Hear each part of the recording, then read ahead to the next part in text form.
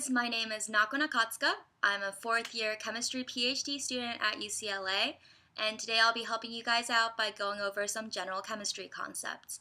And good luck with the course. So up until now we talked about Lewis structures, via CPR, and hybridization. And all of these different things that we've talked about tells us that electrons are localized. However, when it comes to things such as resonance structures, molecules with unpaired electrons, and information about bond energies, we need a more sophisticated theory that can tell us more about these things. And so molecular orbital theory, which is what we're going to talk about now, does answer these questions about resonance structures, unpaired electrons, and bond energies. So recall that Schrodinger's wave function equation was used to calculate atomic wave function and atomic orbitals. So now in a similar manner, quantum mechanical treatment of molecules gives molecular orbitals. So I'll just write that right here. QM stands for quantum mechanics, quantum mechanical treatment gives molecular orbitals. So during bond formation, atomic wave functions of an atom A interacts with an atomic wave function of atom B to form a molecular wave function of the molecule. So just looking at this diagram right here, think of this hydrogen atom, the 1s orbital, being one atom with a specific atomic wave function, and that combines with another hydrogen with a 1s orbital with an atomic wave function B. And so molecular wave function is a linear combination, which means that you add or subtract the two atomic functions. And so let's look at this equation that I wrote out for you right here.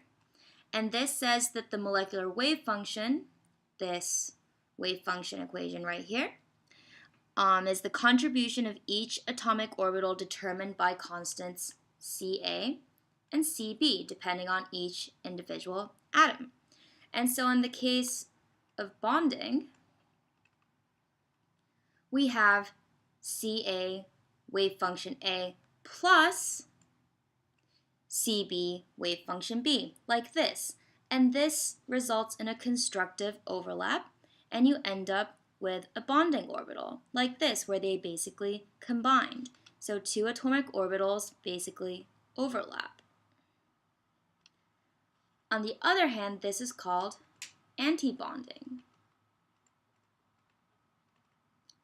And in this case, we have this first 1 hydrogen 1s atomic orbital now subtracting from the Cb, the constant, and the wave function of atomic orbital B, and we end up with destructive overlap. So instead of constructive, we have destructive, and we end up with a nodal plane, which means that there's zero probability of an electron being there.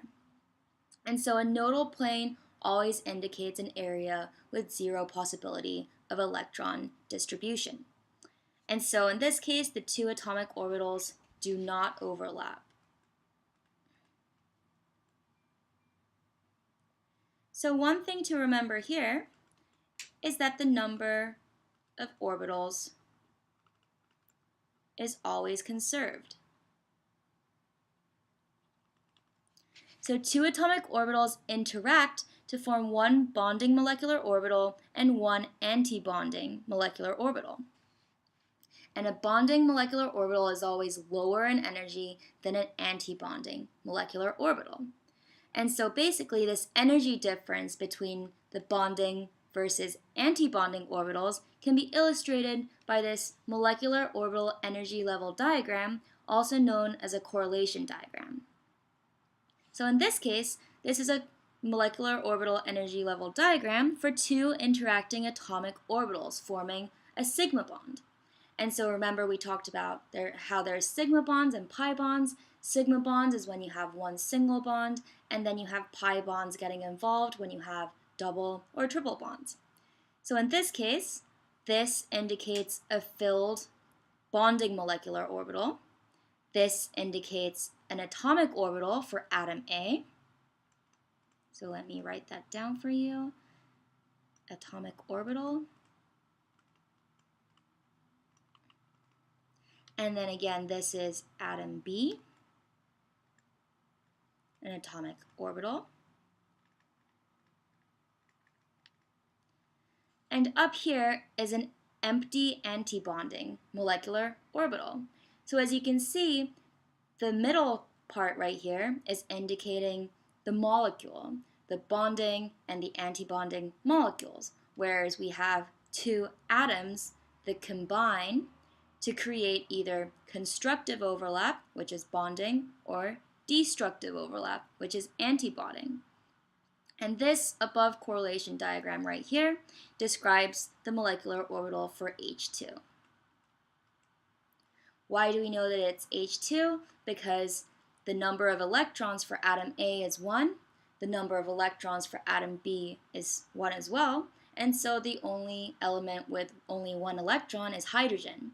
And so the molecule H2 is going to have 2 electrons, and we're going to fill it from the lower energy orbital to the higher energy orbital.